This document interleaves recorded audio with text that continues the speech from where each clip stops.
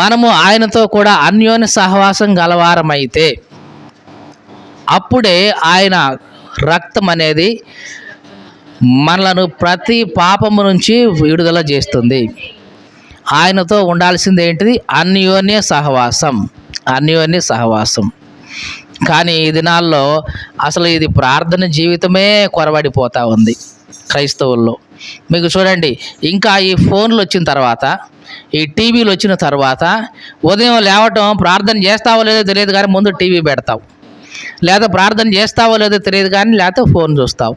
అంటే ఈ సామాజిక మాధ్యమాలు, ఈ ఎలక్ట్రానిక్ మీడియా వచ్చిన తర్వాత అసలు మనిషి ప్రార్థనే అసలు కొదువైంది. ఇక ఏముంది ప్రార్థన అంటే, పలానా సేవకుడు చేస్తాడు నా కోసం, ఆయనకి స్పాన్సర్ చేస్తే చాలు, నేను ఓ 10,000 20,000 ఆయనకు కొడితే చాలు, ఆయన కోసం ఆయన ప్రార్థనా బృందం ఉందంట, 24 గంటలు వాళ్ళు మన కోసం చేస్తారంట. మరి నువ్వేం చేస్తావు? తిరుగుతావా? అది మనం చేసేది. మన కోసం వాళ్ళు చేస్తారు, మరి నువ్వేం చేస్తావు? నేనేం చేస్తానంటే, నేను సంపాదిస్తా, నేను మళ్ళీ వాళ్ళకి డబ్బులు పంపిస్తా, వాళ్ళు నా కోసం చేస్తారు. ఇది కాదు. ఎవరో నీ కోసం చేస్తారో లేదో నీకు తెలియదు. నీ కోసం నీవు వ్యక్తిగతంగా దేవుని సన్నిధిలో ఉండాలి, గడపాలి. అలా గడపగలిగితే నువ్వు ఆత్మీయంగా బాగుపడతావు, ఆత్మీయుడిగా ఉంటావు. లేదంటే ఇదిగో నువ్వు ఎప్పుడు కూడా ఇట్లాగే ఉంటావు, జీవం లేని శవం లాగానే ఉంటావు. కానీ ఇది కాదు క్రైస్తవ జీవితం. కానీ ఈ దినాల్లో చాలా బాధ కలిగించే విషయం ఏంటంటే, సేవకుల్లో సైతం ఎందుకు ఇట్లాగా అంటున్నానంటే, ఈరోజు చిన్న విషయాలు చదువుతున్నప్పుడు వింటున్నప్పుడు ఇదే హృదయంలో కలుగుతూ ఉంది. అంటే సేవ అంటే అసలు మనుషుల్ని దేవునితో సహవాసంగా ప్రేరేపించకుండా కేవలం లబ్ధి కోసమో 4-10 మందిని గ్యాదర్ చేస్తే ఇంక ఇదే అనుకుంటే సేవ. ఇట్లాంటి సేవ చేస్తే ఏంటి, చేయకపోతే ఏంటి? ఇది కేవలం ఒక స్వార్థం కోసం చేయటం తప్ప దేవుని కోసం చేస్తున్నట్లుగా ఏమీ లేదుగా. దేవుని కోసం చేస్తే ఏం చేయాలి?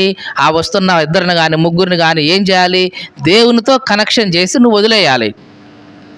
మీకు అర్థమవుతుందండి? నిజంగా నువ్వు నిజమైన సేవకుడు అయితే ఆ వచ్చిన ప్రజల్ని దేవునితో సహవాసంలోకి కలిపి నీవు పక్కకు తప్పుకోవాలి, వాళ్ళు దేవునితో ఎప్పుడు కూడా కలిసి ఉండే విధంగా. కానీ ఇప్పుడు ఈ దినాల్లో జరుగుతుంది ఏంటంటే, ఆ వస్తున్న సేవకులు, ఆ వస్తున్న విశ్వాసుల్ని వాళ్ళతో కనెక్షన్ చేసుకుంటున్నారు, దేవునితో కాదు. అంటే వాళ్ళకి ఏ ఇబ్బంది ఉన్నా వచ్చి ఏంతోనే చెప్తారు, ఏదైనా ఏంతోనే చెప్తారు, ఏదైనా ఏంతోనే చెప్తారు. ఈయన మాటే వాళ్ళకి వేదం, ఇక దేవుడు ఇవన్నీ కాదు. ఇది భయంకరంగా తయారవుతుందండి. ఇది సరైనది కాదు. ఒకప్పుడు యోహాను చేశాడు ఏమని? తన దగ్గర ఉన్న శిష్యులుంటే, ఇదిగో లోక పాపాలను మోసుకొని పోయే దేవుని గొర్రెపిల్ల అని వాళ్ళకి ఎవరిని చూపించాడు? యేసు క్రీస్తును చూపించాడు. అలా చూపించినప్పుడు యోహాను శిష్యులు చాలామంది యేసు ప్రభువును వెంబడించారు. వెంబడిస్తే మరి యోహాను ఏమనుకోవాలి? ఏ రబ్బాయి, ఇప్పుడు దాకా నాకు శిష్యులుగా ఉన్నారు మీరు, కానీ నేను యేసు ప్రభువుని చూపిస్తే ఆయన వెంట పోతారా అని యోహాను ఏమవ్వాలి? ఇప్పుడు ఫీల్ అవ్వాలి. అరే నాతో ఉండేవాళ్ళు వీళ్ళు, నా దగ్గరే ఉండాలి వీళ్ళు. ఇప్పుడు యేసు ప్రభువుని ఏళ్ళు పెట్టి చూపించగానే యేసు ప్రభు వెంట పోతున్నారే వీళ్ళు ఎట్లాంటి వాళ్ళు? నమ్మక ద్రోహులు కాదు వీళ్ళు, గురుద్రోహులు కాదు వీళ్ళు అని ముద్ర వేశాడా యోహాను? చెప్పండి, ముద్ర వేశాడా? వేయలా. ఎందుకంటే వెంబడించాల్సింది ఆయన్నే. నేనైనా వీళ్ళైనా ఎవరైనా సరే వెంబడించాల్సింది ఆయన్నే. సో వెళ్ళారా? నిజంగా కరెక్ట్గా వెళ్ళారు. నేను నిమిత్త మాత్రుడిని, నేను అశాశ్వతుడిని, శాశ్వత దేవుడే కాబట్టి కరెక్ట్గా వెళ్ళారు వీళ్ళు, రైట్ అని సంతోషించాడు. ఇది యోహాను యొక్క పరిచర్య. నిజంగా అట్లాంటి పరిచర్య ఈ దినాల్లో సేవకుల మధ్య ఉంటే వాళ్ళు ఏం చేస్తారంటే, ఇదిగో నేను కాదు, క్రీస్తు నీ కోసం మరణించింది, ఇదిగో నాతో కాదు నువ్వు సహవాసం, నేను నీకు సహాయకుడిని మాత్రమే. నిజానికి నువ్వు సహవాసం చేయాల్సింది ఎవరితో? ఈయనతో. నాతో చెప్పుకో, నేను నీకు సహాయకుడినే, కానీ నిజానికి నాకంటే ముందు నువ్వు ఎవరితో చెప్పుకోవాలంటే ఈయనతో చెప్పుకోవాలి అని వస్తున్న వారిని దేవునితో కనెక్షన్ చేసి, దేవునితో సహవాసం చేసి వాళ్ళు వ్యక్తిగతంగా వెతకడానికి ప్రోత్సహిస్తారు. మీకు అర్థమవుతుందండి?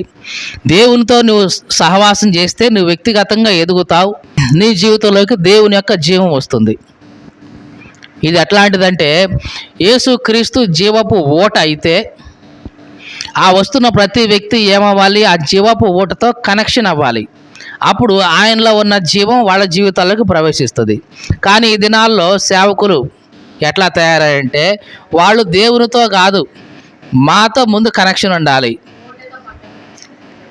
మాతో ఉండాలి, మేము ఏదైతే ఇస్తామో ఇంక అదే వాళ్ళలో ప్రవహించాలి.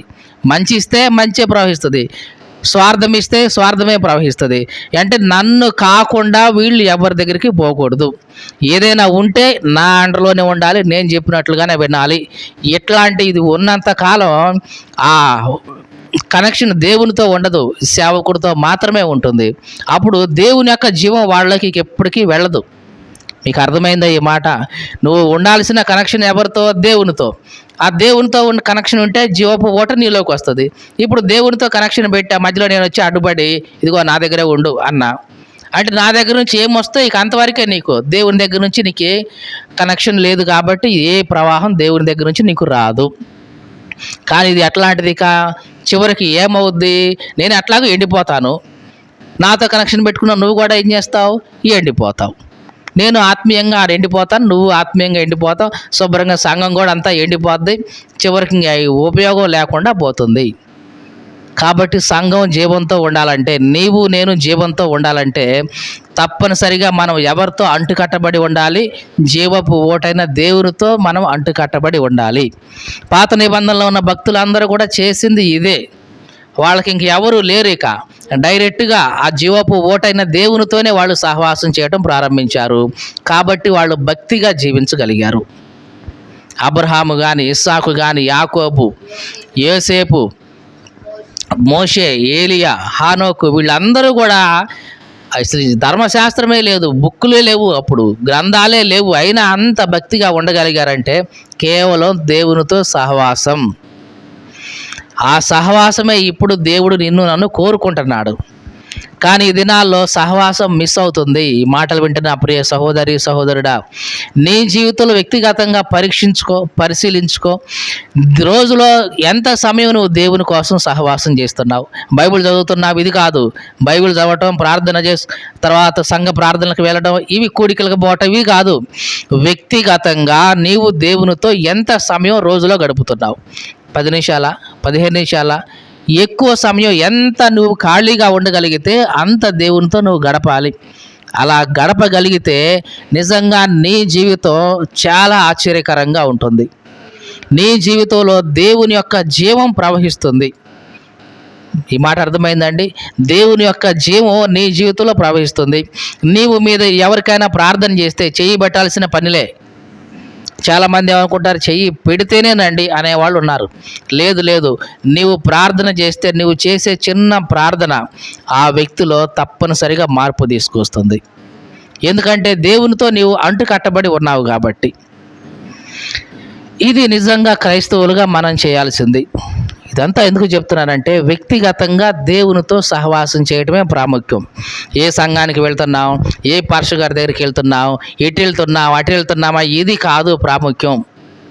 దేవుని సన్నిధిలో వ్యక్తిగతంగా ప్రార్థన చేస్తున్నామా లేదా, సహవాసంలో ఉంటున్నామా లేదా.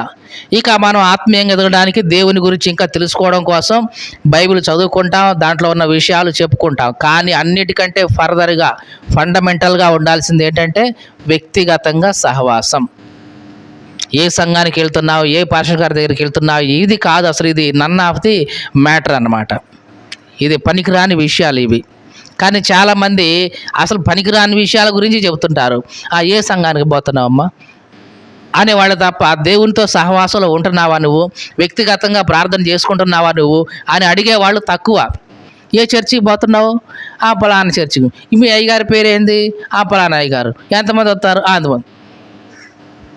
ఇదే తప్ప మరి అమ్మ ప్రార్థనకి వెళ్తున్నావు మంచిదే, వ్యక్తిగతంగా దేవునితో ప్రార్థన చేస్తున్నావా అని ప్రశ్నించే వాళ్ళు ఉంటారంటే ఉండరు.